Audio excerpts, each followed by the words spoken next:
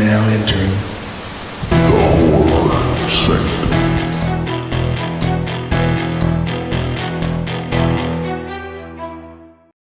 Hello, and welcome back to the Horror Sanctum podcast. I'm Jay with John, Kellen, and TJ. And it's the week of Christmas, so Merry Christmas. We like to do a Christmas movie the week of Christmas, and this year's Christmas decision was a no-brainer. Set in the backdrop of the holiday season, a homicidal demonic clown attempts to finish off his adversary who narrowly escaped him. There's more blood, more violence, and most importantly, more art. This week, we're going to be talking about Damien Leone's Terrifier 3. Absolutely. Or T3 for those who want to compete with the Terminator franchise like they did with the T2 for Terrifier 2.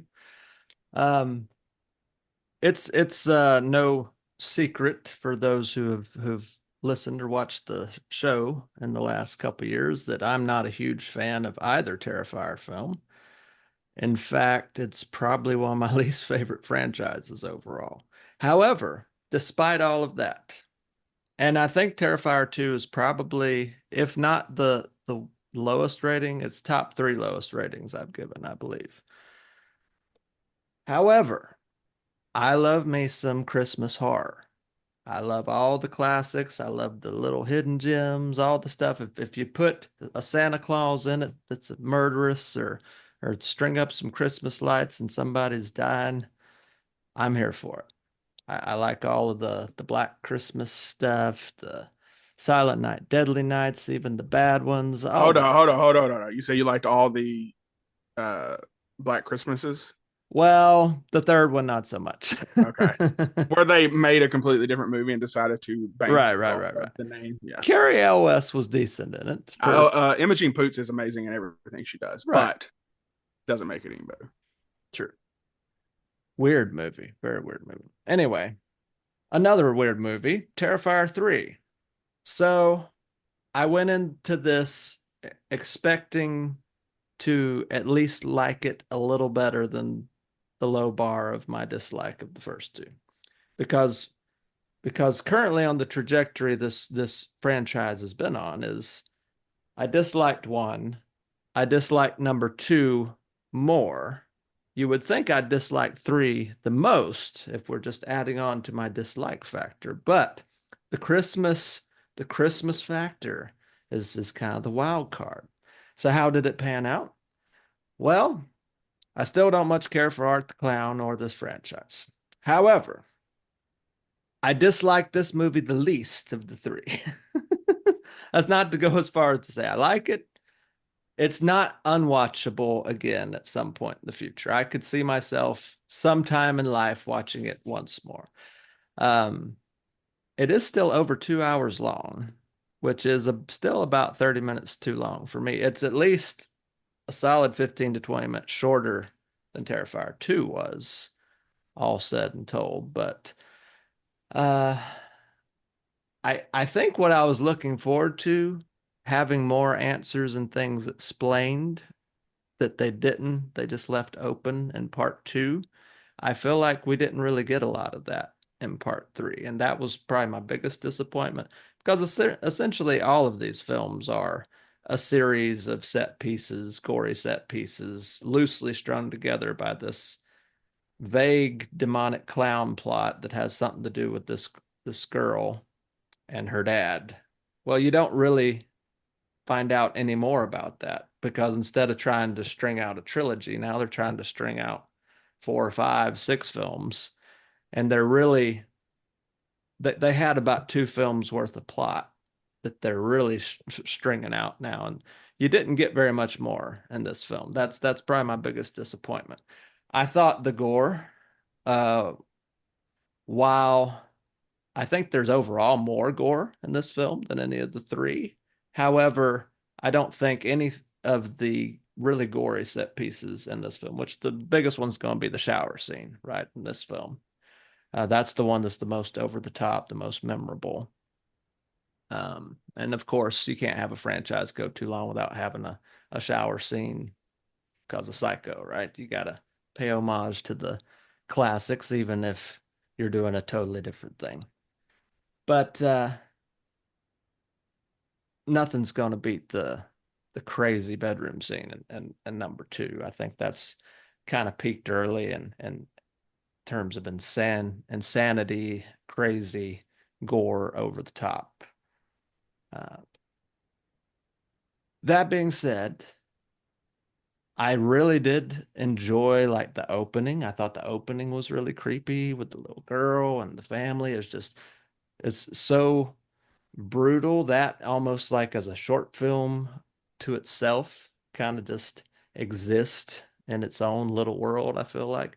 But when you start trying to bring back in the plot elements and try and link this clown with his victim that's turned into this Evil Dead-esque possessed faceless zombie girl who can apparently give birth to Art the Clown's head, and that head magically turned back into him. I'm like, it's getting a little out there crazy, right? So at that point, you know, we know we're in the demonic supernatural realm. We just don't quite understand what's going on. And that's becomes very obvious by the end when you're basically seeing the pits of hell opening up and whatnot at the end. I guess the movie just leaves me with more questions than answers. It just seems like more of the same. However, I would say it's more watchable than, even though it's a little longer than part one, I think it's more watchable than part one. It's definitely more watchable than part two for me. Um, I think a lot of that is the Christmas. They really do lay on the Christmas charm. It's not just a single scene or him just wearing a Santa suit for a few minutes. It's like sprinkled all throughout. This is a Christmas horror film, and they really did set out to make a Christmas horror film and still put it in this franchise's world, which is not a Christmas horror world necessarily, which is a unique thing. And I give them props for that. I think that will give it more staying power because people love their annual Christmas horror watching. But I mean, Art the Clown, Terrifier, they have their crazy fans, right? I think what was interesting in this, in terms of trying to follow any semblance of what they're doing with the supernatural plot, was it was almost like a buddy cop horror film with characters that didn't really speak, you know, between him and the crazy possessed woman, which kind of took the place of the dead clown girl.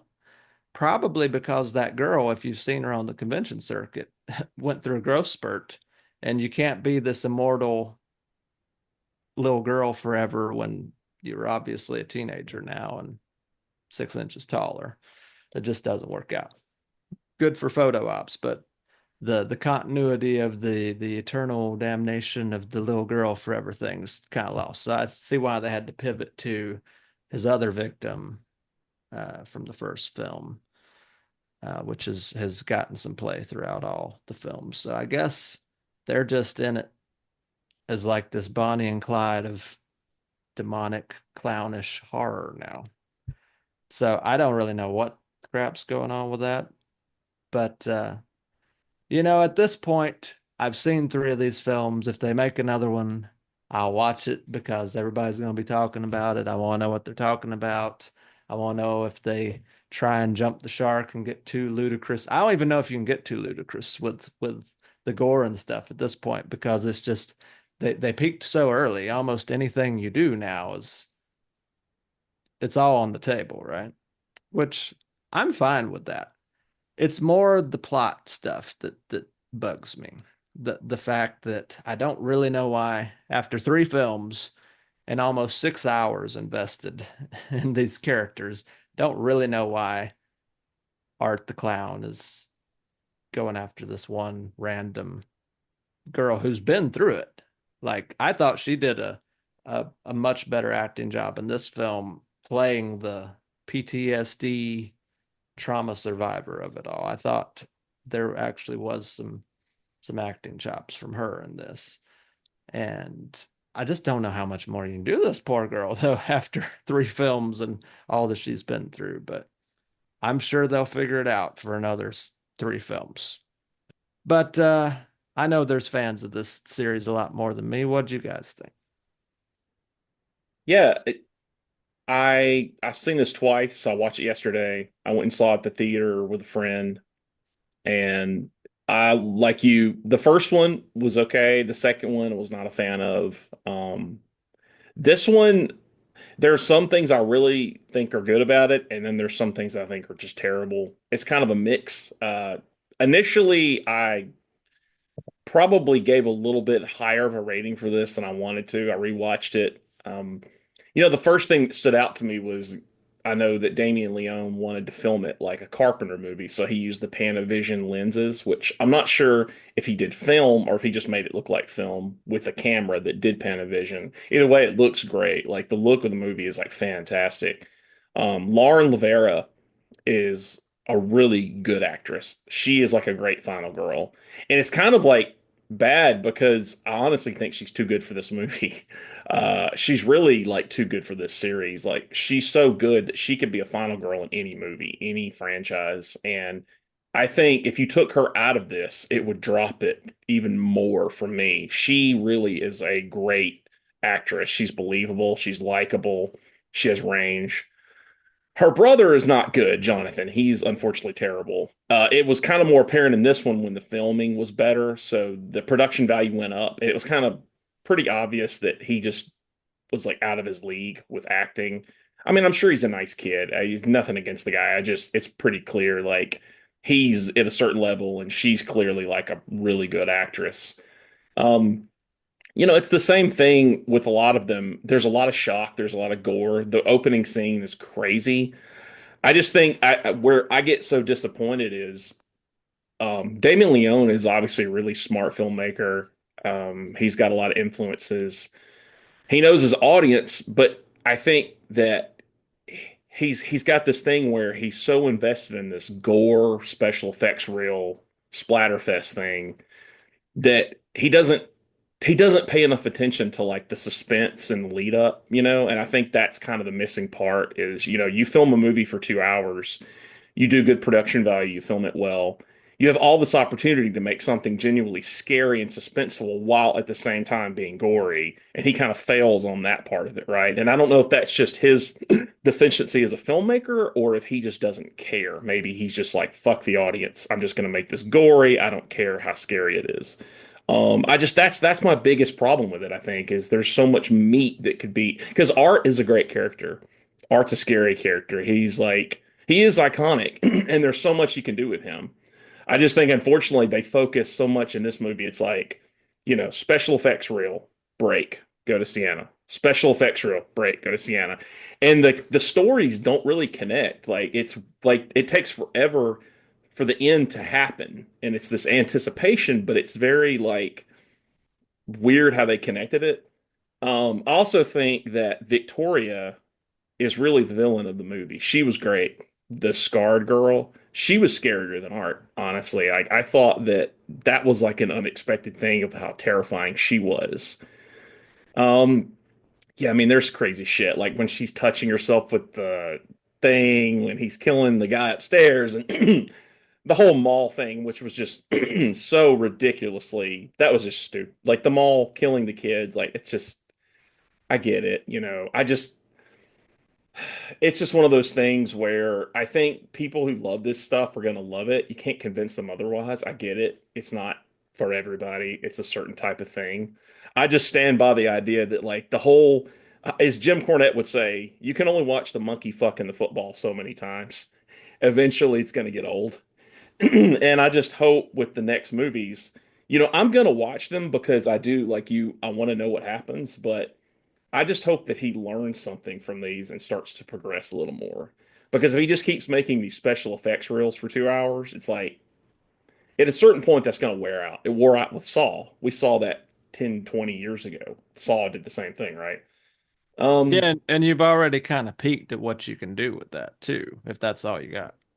right. And I mean, I just think there's a lot of things that could be done here to tweak these type of things with these scenes. And I even when I was watching it, I was with a friend, and like midway through these scenes, we turned to each other and we'd be like, if he just did this right here, this would have made this so much better. You know, um, it's hard to say where it's going to go. I'll give it another chance to keep watching it, It's just, I think that I have too many high expectations for something that doesn't exist. I think I want this to be something that it's not. And it's just not for me. This is not, I am not the intended audience for this.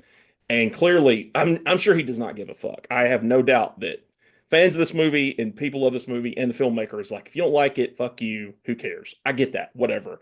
I'm just saying, like, at a certain point, like, that whole gore thing is going to get old, right? And I hope eventually he learns from it. So yeah, it's probably a thumbs down for me, but there are a few positives. So Well, the lines at the conventions aren't getting any shorter. right, absolutely. What do I know? I mean, Art's popular character. I mean, what the fuck do I know? Ultimately, Well, speaking of art, who I think I've well established, I absolutely love Art the Clown. I've got toys, memorabilia. I've got the steel book. I've got my ticket stub from Terrifier 3.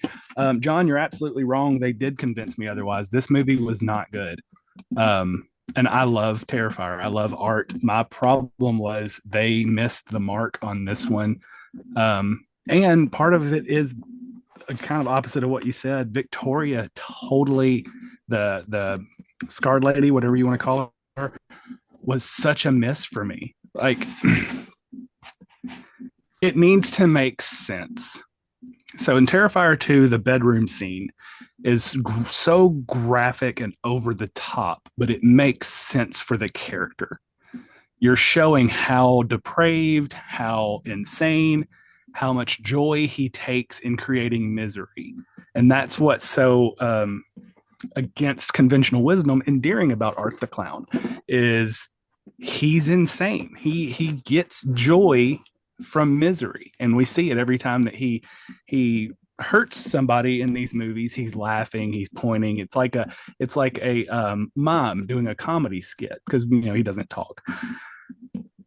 Bringing into the little girl was another level to that. She wasn't really adding anything gore wise per se to the story, but she was adding almost a playfulness. So it kind of makes it less violent because it's almost playful. It's like that's Art the Clown being Art the Clown. He ripped this girl's arm off and poured bleach in her wounds. what a scamp. It makes it less you're just watching gore for gore's sake and more you're watching art be art. In 3, it had the same feel of later Saw movies, where at this point you're just doing it to do it. The shower scene was so underwhelming that I didn't even care that it was happening. I was so bored halfway through the shower scene that I was just, the only thing I could think was, wow, special effects guys really did a good job of making that look like a body, because they did. Special effects did great. And anytime that you're making a movie and your thought during the first viewing of the scene is not about the scene itself, that's usually a bad sign. If your brain goes somewhere else, you start to think of something else. That's not a great thing. What I didn't like about the girl is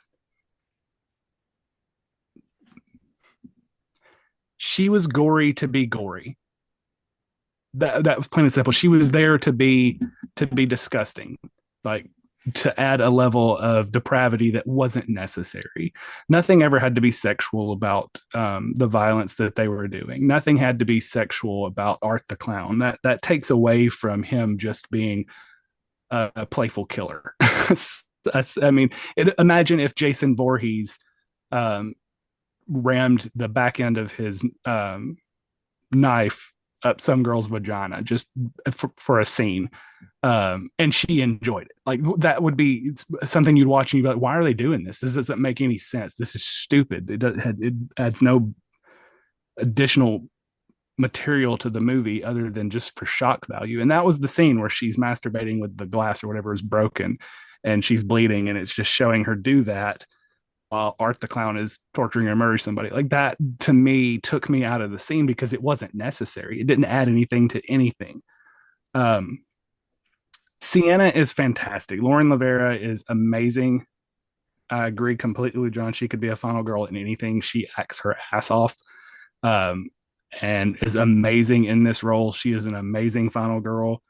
Um, her and David Howard Thornton basically carry the movies at this point. You could put them together in any scene and it makes it better. And that's the problem, is they're not in any scenes together until the end. and and to John's point, the mall scene was just too much. I think him showing up, if it would have had him like kill Santa in front of the kids and they scream and run away, I think that would have been more on brand than him blowing up all the children. That was, again, over the top. It wasn't necessary. It added nothing to the character. It didn't fit with the character. It wasn't anything that we needed to see. It was just done to be done. It was like, oh, look, he just blew up a bunch of kids. Oh, are you shocked yet?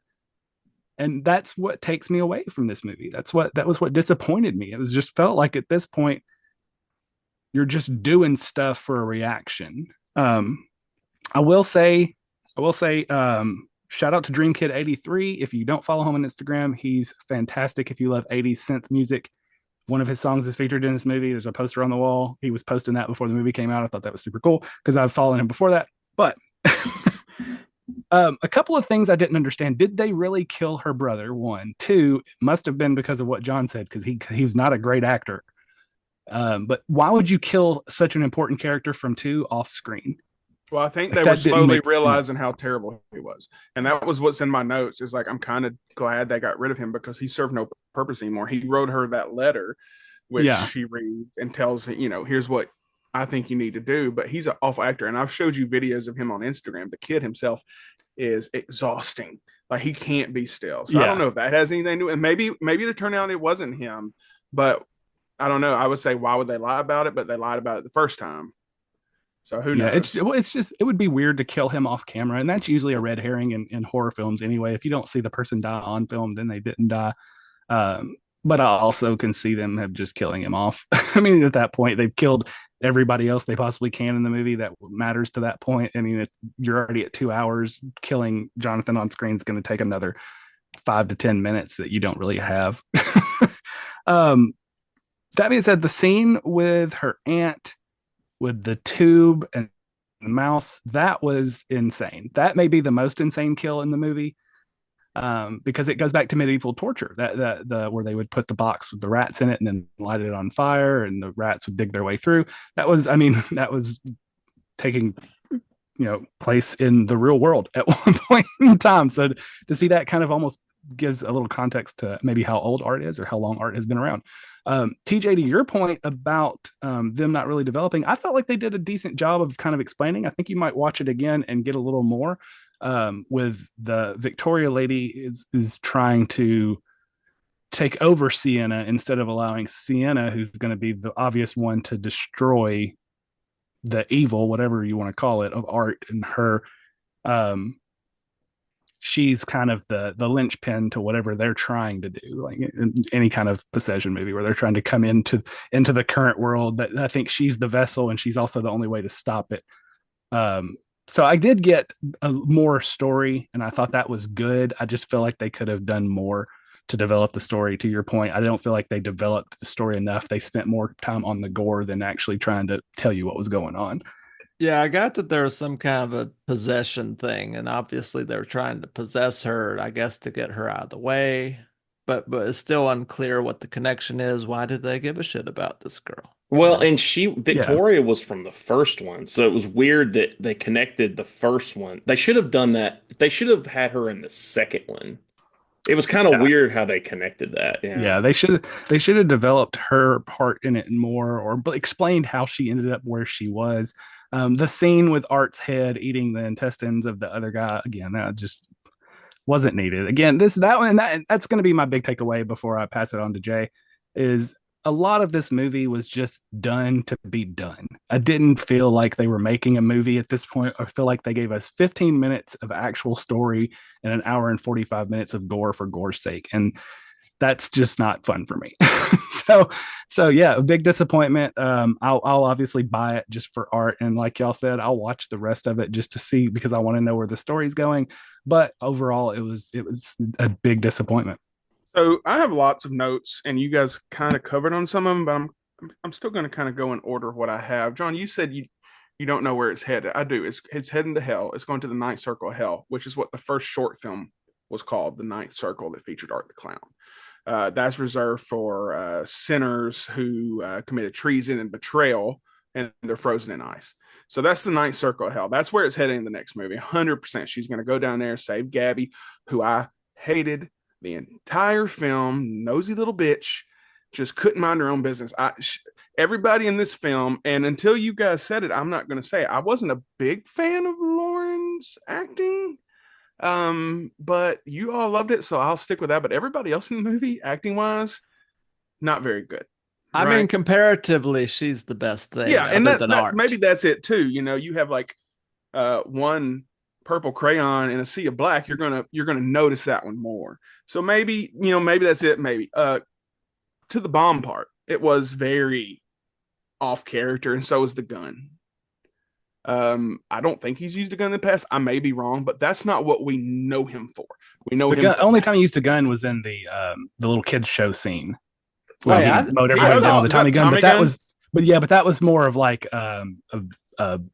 what do you call it? Vision. It wasn't like it didn't really happen. Yeah, that was like a dream sequence. Yeah. I thought he had a pistol at the end of part 1 at one point. Did he not? It's been so long since I watched the first one. I don't know. It's he possible. did. So I think he shot that girl in the leg. But where we are now and what we know, it felt wrong, right?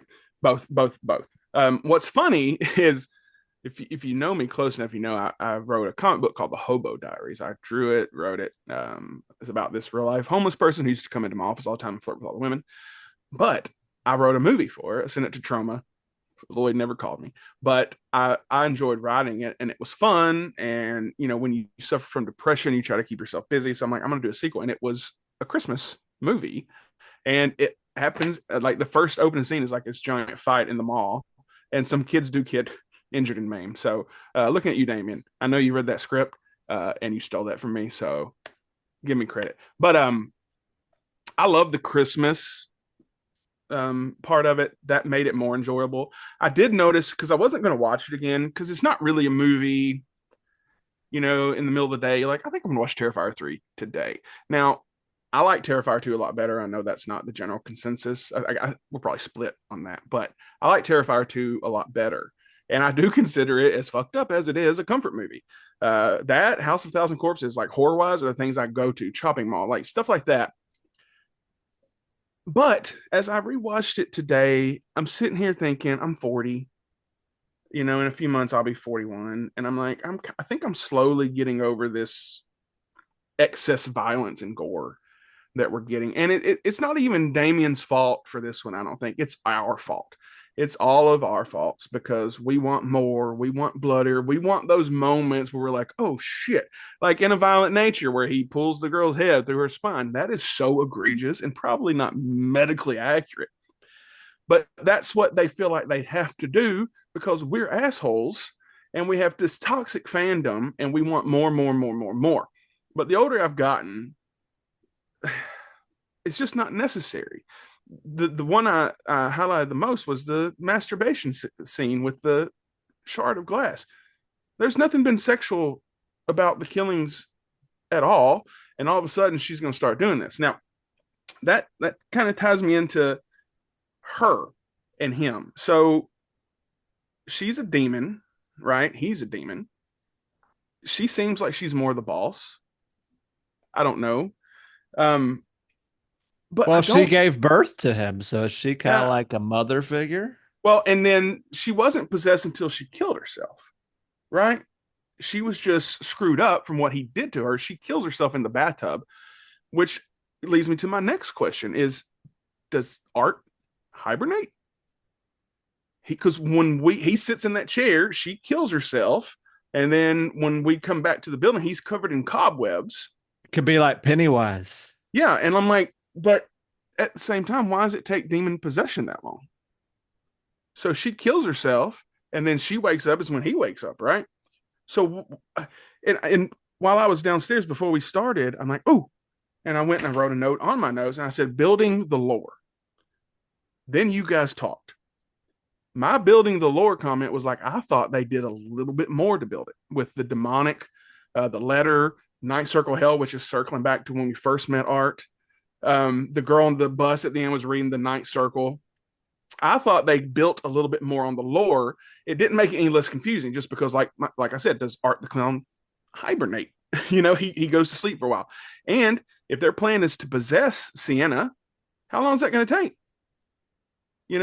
And that ties into the lore too. I'm going to read the letter. Did anybody actually pause and read the letter that the brother wrote? So I don't remember it. No, it was too fast. Yeah. So this is what the letter says. It says, we have to destroy the little girl before it's too late. Now, little girl's not in this one. Right. And she's not little anymore. Right. Destroy her because she's inhuman, a demon. Sometimes demons try to break into our world, only they can't do it alone. They have to choose a vessel. So they're not like predetermined. They have to choose a vessel. Someone recently deceased who functions as a bridge between worlds. But not just anyone, someone sinister, depraved, the worst kind of evil, like a serial killer. If a demon enters this world in the flesh, a counterpart must be appointed to stop it from becoming too powerful. It's you, Sienna. As long as you're alive, they're vulnerable and they know it. So I think she's a vessel for God. It'd be nice if they had that as a conversation and you could actually pick up on all that. Right. Well, maybe they were going to, but he got off, hopefully. But I don't think maybe I misunderstood what you guys were saying. I thought someone said that she's a vessel for him or for the female demon. I think she's a vessel that's already been sent because Art came into the world and they get another demon into the world. Therefore, God's like, well, hang on a second. I gotta send somebody down for our team. And so you think she's a real battle angel, like the outfit? Yes. And I think her dad was a vessel at some point and he stopped something. That's where I think it's maybe he stopped the serial killer who was Art when he was a real person, kind of like Freddy Krueger. It's definitely going to tie back to him. He's gained some weight, hasn't he? A little bit. Yeah, like I almost didn't recognize him. I think Victoria was more trying to take over Sienna to corrupt her. I don't think it was trying to use her as a vessel. I think it was trying to destroy the vessel. That was the way. Because a lot of that lore stuff always happens like, oh, if you kill her, she'll be born again. But if I can get in and destroy her from within, then I win. So I think that was more of what they were trying to set up, is because Sienna forced her back out when she first tried to take her over. Yeah. I thought maybe and my theory may be wrong with her being an agent of God or whatever, but my theory on that was they wanted to almost like be a spy. So they're going to take over this vessel of God, and then they can get inside knowledge up there. They can do more damage, yada, yada, yada, yada. That may be completely off base, but that's where my mind went thinking today. But who the hell knows? And maybe he didn't hibernate. Maybe that's some sort of ritual. But she tried to possess Sienna, and it started working real quick. But in the beginning, it took forever for her to come back with that demon possessing her body. So I don't understand what they were doing there. When they had Sienna tie up, one of the best parts of this entire film was when Art was going back and forth, he would just playfully slap her in the back of the head. That's great writing, because Art, while sinister and evil and scary, he's a clown and he laughs silently. So him naturally just, it's like your big brother, little sister, which also kind of made me think that it's more of an agent of God, agent of the devil, because they had that little playful back and forth. Playful. That's a funny word to use. The rats, this is my longest note. The rat scene was terrible. I've seen it a few times, mostly with buckets, never with glass down the throat and then slitting the throat. Oh, side note, spoilers. A little too late for that one. You can't turn back now. But that was probably the worst kill in the movie. But while I was watching that, I found myself wondering if those rats were the same rats that are in Nosferatu. So, and then I just kind of spiraled, and I'm like, do those rats come from a long line of other rat actors? Like maybe they're all bred together and they all learn. It's like a rodent acting pedigree. And then it made me question, how do you get that job training rats for movies? Because I would 100% do that. You got to be that weird kid that everybody knew in school, Willard. But nobody really knew. Named Willard, yeah, for sure. But I'm like, I am very curious, and I tried to Google it, but it was just nothing that was pointing me in the right direction as to if these rats, because the dog from Silence of the Lambs is the same dog from The Burbs, and it was in another movie. So, I don't know. I'm going to have to figure that out. If you're listening and you know the answer to this, if those rats are the same rats that were in other movies, please let me know, because I am Midlife genuinely career curious. shift. Midlife career shift, Jay. Rat Wrangler. One of my other favorite parts was Clint Howard, our buddy, and Dan Roebuck as Santa Claus. They were both great while short-lived. Clint is just, hey, I'm Clint Howard. Today I'll be playing Clint Howard, in like every movie, and you gotta love it. So seeing them was fun. I'm sure we'll see more. Jericho got offed. Was Felissa Rose in one of them? She was a nurse at the end of part 2 with Jericho. So they keep making these relationships. So I wonder who's going to be in the fourth one. And has anybody else heard the Ice Nine Kill song, A Work of Art? So as Kelly and I have discussed on numerous occasions, Ice Nine Kills is a band that I should absolutely worship. It's horror rock. Apparently, they used to be a ska band. We learned that at the first Jason show, which is so strange. But they don't do anything for me. I like the song they have with Jacoby Shaddix from Papa Roach about American Psycho. But this Work of Art is a pretty solid song. So check that out if you haven't. But it also kind of reminded me of Dante's Inferno when they ended it the way they did. Like, she's going to go on this journey. I don't know how they'll play out hell, because it was fire and red when it opened up, right? Yeah. But the ninth circle hell, they're frozen. So that's another level in Dante's Inferno. So I'm interested if they go that direction. So in order to understand this, do you have to have had watched the short films from Hallows Eve, which I have not seen? I would say no, but I'm just saying that the first one was called The Ninth Circle, and the book the girl at the end's reading is The Ninth Circle. So they're and they opened up a portal to hell. So it's definitely going that direction. I don't know that I've seen that one. I've seen the All Hallows Eve one. I don't know if I've seen that one. But yeah, I don't know. I thought they kind of, and maybe it was all in my head, but I thought they built a little bit more on the lore for sure. But maybe that's just what I'm coming up with on my own. Last thing I'll say, the bedroom scene compared to the shower scene. So everybody's like, oh my God, the shower scene's so much worse. Here's why it's worse. Because a dude gets it in the asshole and in the junk. That's the only reason people think it's worse. Also, just to get it out there. So I'm sure the cast and crew put that out there. Like, this, you're not going to believe it. David almost threw up, yada, yada, yada. So they're building us up for what we're demanding, which in turn we end up hating because we get too much of it, right? So the bedroom scene was so much worse because it was slower. There you had, it was scissors, salt, bleach. This one you had a chainsaw. The worst part, like even the chainsaw up the ass didn't make me cringe as much as when he cut his leg almost all the way off, and then he took that step and it collapsed. That was the worst part of that entire thing for me.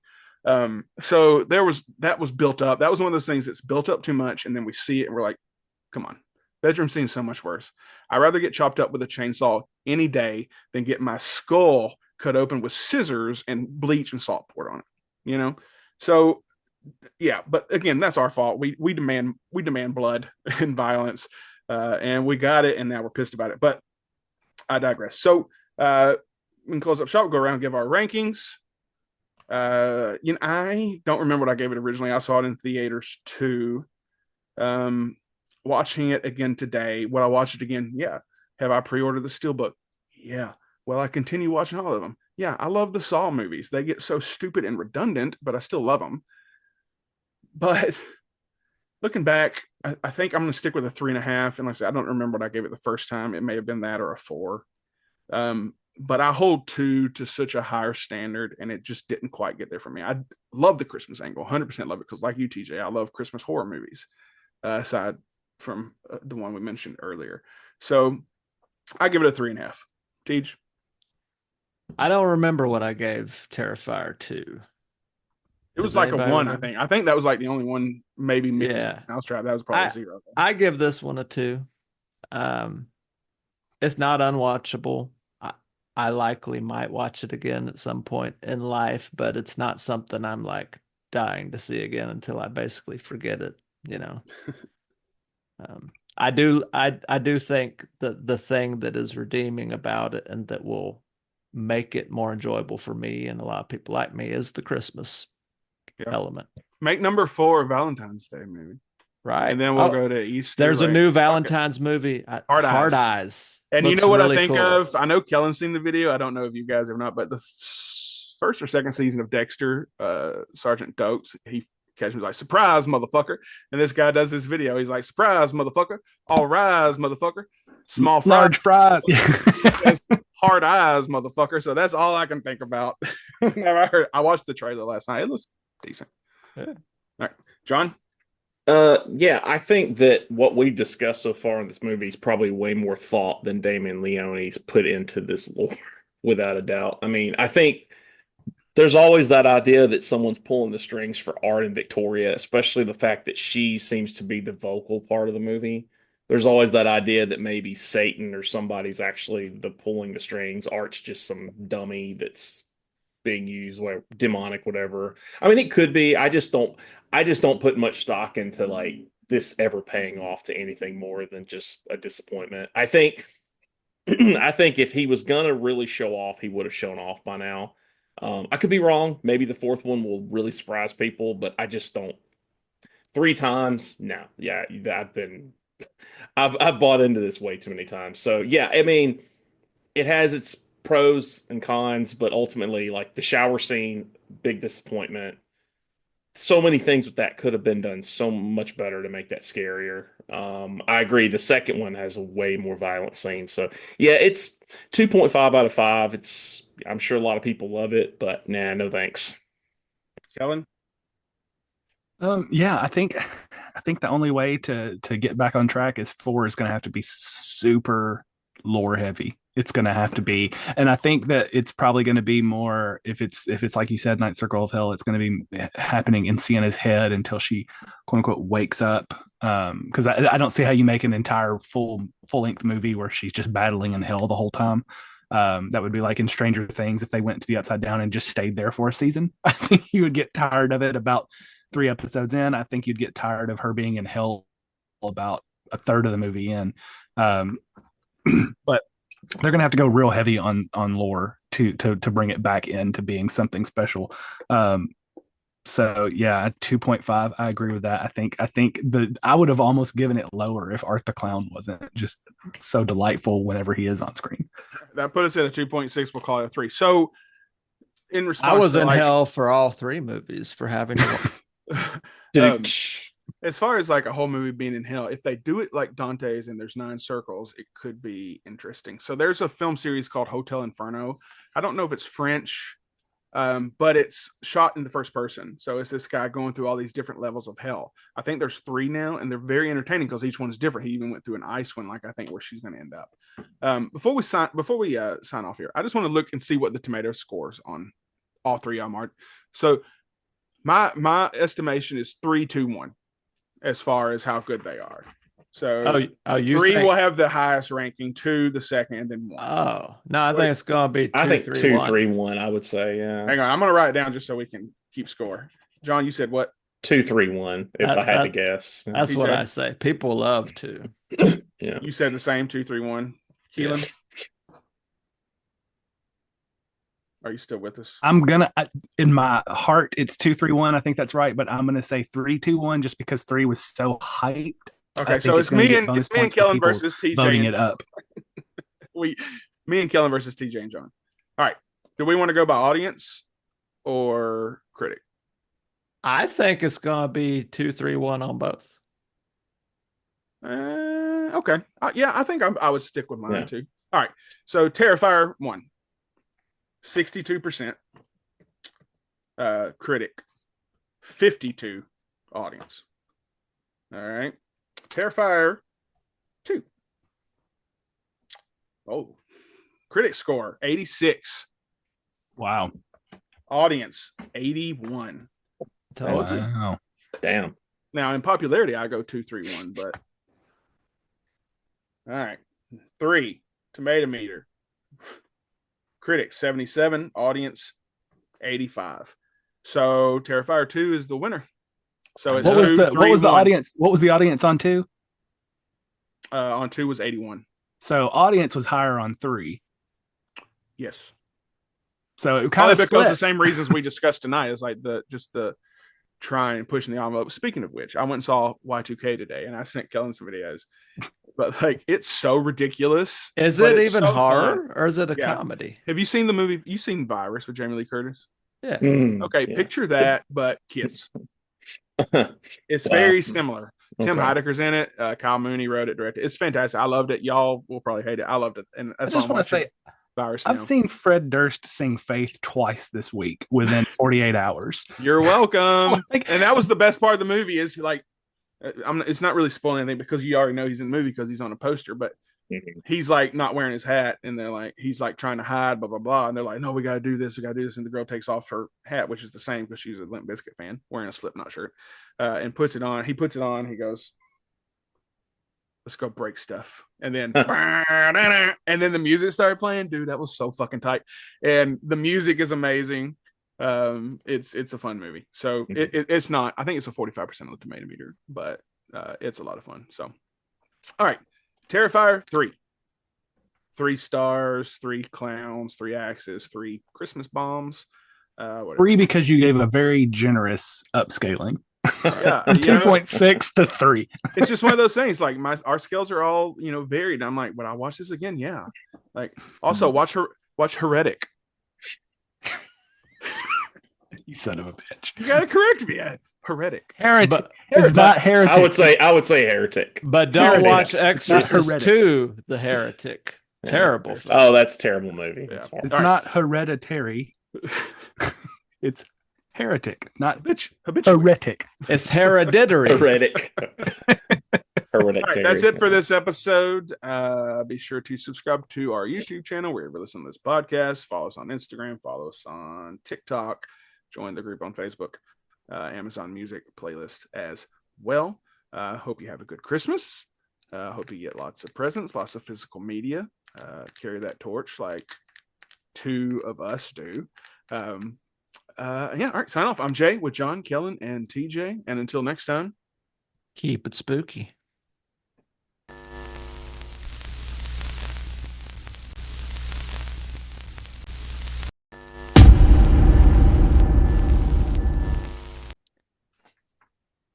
I was actually surprised. I mean, I wasn't surprised with John and TJ, but I was kind of surprised that me and Jay didn't rate it higher. Just because I was very it was surprised too. that I was, you Yeah, I figured guys you didn't would. like it more. I it can was tell just a you- letdown. I can tell you what I gave it the first time if you give me a second. John, are you putting this one up? Yes. Okay. Because I have all these albums separated by subgenre. So I have clowns. So it's easy to find because I don't watch that many because I hate Your clowns. favorite. I gave it a 3.5 the first time. So my 3.5, score stayed yeah. the same. Yeah, I mean it's fun enough. And I don't know. Are we going to mention the John news in the bonus? This is not technically the last episode because we recorded the Strange Darling. So Yeah. we can. You've already went this far. Oh. John will Yeah. be leaving our show after the new year. You'll get one more episode with him in January. Then he's off to bigger and brighter things. They're killing me on screen. Just kidding. It's Just going to be kidding, an yeah. off-screen death, Off-screen like the death, terrible right, acting, yeah. brother. So we'll be Yeah. hiring Lana Delphir. I don't know. We'll stick with 3 for a little bit, then have our guests like we do. See how it goes. We'll go from there. But if you want a job that pays nothing, hit us up. Cat's here. All right. Later, amigos. I'm gonna go Bye. finish Virus. I Has anybody like else seen Virus. Brigsby Bear? I have No. not. No. Never Yeah. even That's heard Kyle of it. till you Mooney's mentioned it. last heard of movie. It's Kyle Mooney's last movie. He was in a cult. Mhm. They get in bunkers because they thought the world was going to end, and he gets stuck in there. He grows up. And all he has are these Brigsby Bear videotapes that are recorded that teach him lessons from the cult. So it's It's like like Blast from Barney. the I Past. I remember that movie Yeah. coming out. Yeah, and it's like Now that Barney. you say that. So he ends up getting out. They rescue him, and he doesn't know the world. He's grown up in this bunker. So, So he's Kimmy Schmidt. the show Funny. Brigsby Bear Okay. got canceled, so he It's funny. freaks out and decides to finish it on his own. It's fantastic. He's a great writer, and he did Y2K too. So, but Brigsby Bear, I love it. If you can't find it streaming, He wasn't a great writer on SNL though. Yeah, I will say Kyle Mooney was disappointing on Hey. Beck Bennett was the better of those. They were kind of like the Lonely Island. Kyle Mooney and Beck Bennett had like a YouTube channel where they did skits and stuff. Yeah. I think Beck Bennett was the better of the duo. Kyle Mooney, just every time I saw him on SNL, it was always underwhelming. He played the same kind of timid loser guy, and at a certain point, it just kind of becomes that. So okay, that's good. He's also very M. Night Shyamalan because he stars in all his movies. He was on the last episode at the very end, and Becca didn't even know who he was. She was like, "Was he a cast member?" I was like, "Yeah, like a few years back, he was on." He wasn't on there very long, I don't think, but that's probably why he's on to promote. He was on a couple of years. I think he wrote more, but I mean, he was on Saturday Night Live. I would venture to guess probably 5 seasons. I stopped watching. He was on as long as Smashing Pumpkins played, and the bass player girl had a see-through shirt on. You remember that episode? That's when I stopped watching SNL regularly. I was so disgusted by boobs on my TV. I'm gonna get you some laxatives for Christmas because you're so full of crap. I can't keep up with all these new SNL people other than Kenan Thompson, who's been there for like 20 years. He lives there. Yeah. He's got a residence. He's the one he took over for Sarah Squirm. Who was it? Daryl Hammond. Daryl Hammond, I think, was the longest tenured SNL cast member. He's beat him Kenan out. Thompson. He is the longest runner. Yeah, by a lot now. It's not even close. Yeah. So I think he passed him at year 14 or 15, maybe. And he's in year 20 something now. He's actively outliving some of the cast is good, but it's like every week it's like you basically just get some great skits and some man ones. It's worth watching though, I think. TJ, have you seen Heretic? I haven't yet. I want to. I thought you saw it in theaters for some reason. I wanted to see it in theaters, but I missed it. I think the problem with SNL now instead of Heretic because it had a better showtime for me. I think the problem with SNL now is there's cast members that are great, not a great cast. Right. Like that was the 90s. That was the original cast. The casts were phenomenal. Now it's like you have, a couple of cast members that are great that are carrying the load. It's almost like the Eddie Murphy and what was the guy's name? That did the Frank Sinatra stuff. Piscopo, Joe Piscopo. Yeah. They carried that seat. They kept, and you look back, they had some really good people. Rick Moranis was on there, Julia Louis-Dreyfus, but they were not great cast members. Homework. That's my only problem with SNL right now. It's just certain cast members are great, but as a whole, the whole cast isn't. Yeah, that's true. Colin Jost is hosting a I hate him. game show now. You hate him because of who he's married to. I hate him, period. Kellen, homework. Watch Dead Heat. Oh, I love Dead Heat. Dead Heat's a good movie. It's got Joe Piscopo. It's got Vincent Price. Very in, yeah. It does. It's ridiculous. It's fun. Very fun. The Domingo guy's like what's carrying it on their back right now. The Hispanic actor on SNL. He's Chris Kattan's son. Doesn't he play a monkey too? Oh, maybe. I forget his name. I'm pretty sure. And he looks just like Chris Kattan when he did that, like eating the Mr. apple. Peepers? Yeah, Mr. Peepers. Yeah.